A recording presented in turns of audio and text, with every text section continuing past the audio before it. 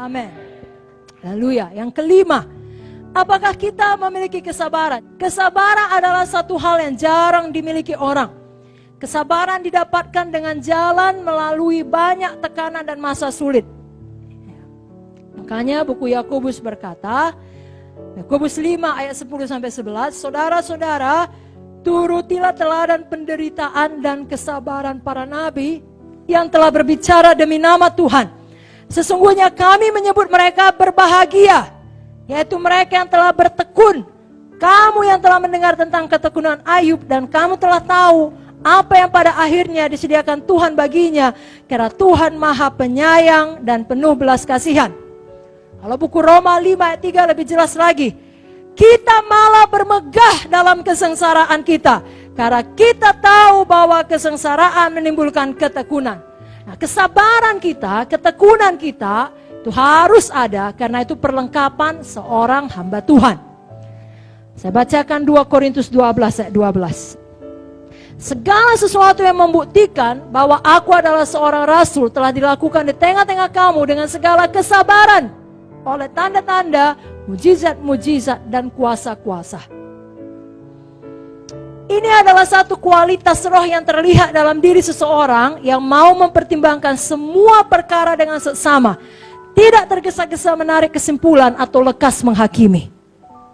Kita tidak mau demikian. Mari kita miliki Zoe. Kita miliki kesabarannya Tuhan. Ketika datang satu masalah, saudara tidak tergesa-gesa. Saudara berdoa lebih dahulu. Saudara tanya Tuhan. Amin, saudara. Dan saudara tidak pernah mencari jalan pintas.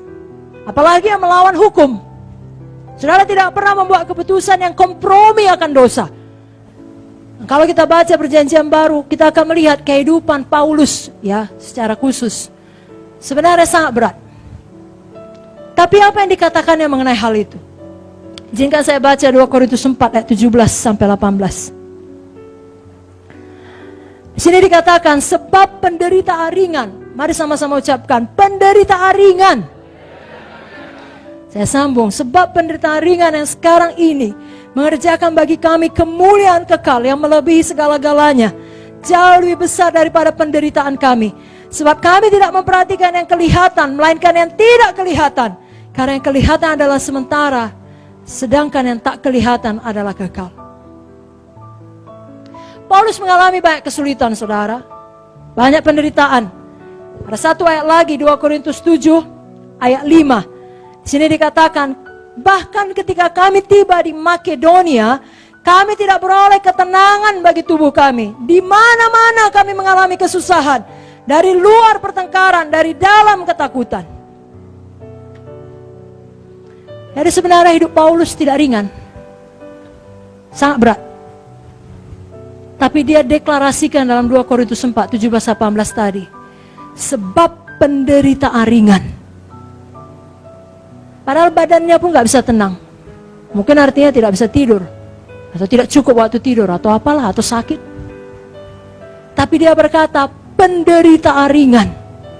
Kenapa? Karena dia punya Zoe. Dia tahu kehidupan Tuhan itu lebih besar dari semua penderitaan. Maka dia melihatnya dari sudut pandang Tuhan. Dan sudut pandang Tuhan berkata, memanglah penderitaannya itu ringan. Kenapa?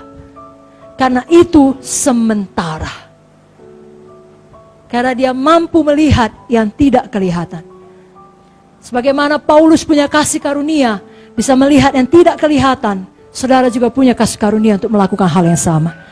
Roh Kudus yang sama dalam Paulus, Zoe yang sama dalam Paulus, adalah Roh Kudus yang sama dalam saudara, Zoe yang sama dalam saudara. Kalau mau tepuk tangan sungguh-sungguh pada Tuhan Yesus. Yang keenam, apakah kita setia? Seorang Kristen sejati dinilai dari stabilitasnya. Stabil. Setia itu juga berarti saudara stabil, bukan kadang ada, kadang tidak, kadang jatuh, kadang bangun. Alkitab banyak berbicara mengenai berakar, tertanam, kokoh, mantap. Orang Kristen yang rohani tidak dikuasai oleh perasaannya ataupun suasana hatinya. Sebaliknya orang Kristen yang tidak rohani tidak setia, yang suka jatuh bangun kerohaniannya, karena mereka masih dikuasai oleh perasaan dan suasana hatinya. Itu yang dikatakan oleh Ibu Pendeta Victoria, dikuasai oleh inderanya. Jangan lagi demikian, saudaraku. Kita dikuasai apa kata firman saja. Gak enak pun hati, firman berkata mengampuni, kasihilah musuhmu, kasihi musuh kita. Amin. Berkati katanya, berkati. Berdoa bagi yang menganiaya, berdoa. Kasih, ditampar pipi kiri, kasih pipi kanan, kasih. Diminta baju, kasih jubah, kasih, saudaraku. Amin, saudara. Saudaraku, kita tidak hanya setia pada saat yang menyenangkan, tapi dalam segala hal. Mazmur 78:37, hati mereka tidak tetap pada Dia, mereka tidak setia pada perjanjiannya. Jangan seperti bangsa Israel pada waktu ini dituliskan. Jangan kita menjadi hamba Tuhan yang oportunis, yang hanya mau mengambil keuntungan bagi diri kita. Kita tidak mau menjadi hamba Tuhan yang familiarity terhadap pemimpin dan mudah untuk digoyangkan. Itu semua adalah awal dari pemberontakan. Janganlah kita pelihara ketidaksetiaan seperti Joab. Akhir hidup Joab sangat menyedihkan. Padahal Joab sudah banyak berjasa bagi Daud. Buang semua bibit ketidaksetiaan, bibit kekecewaan, kritik dan pemberontakan. Bunuh, buang. Jangan disayangkan. Yakobus 1 ayat 14-15, tiap orang dicobai oleh keinginannya sendiri, karena ia diseret dan dipikat olehnya. Apabila keinginan itu telah dibuahi, ia melahirkan dosa. Dan apabila dosa itu sudah matang, ia melahirkan maut. Jangan biarkan sedikit pun bibit ketidaksetiaan. Itu dimulai dari bibit tidak tahu bersyukur. Semua sudah baik, saudara saat dikasihi, panas sekali kurasa. Saudara bisa temukan satu perkara yang tidak baik di antara semua yang baik.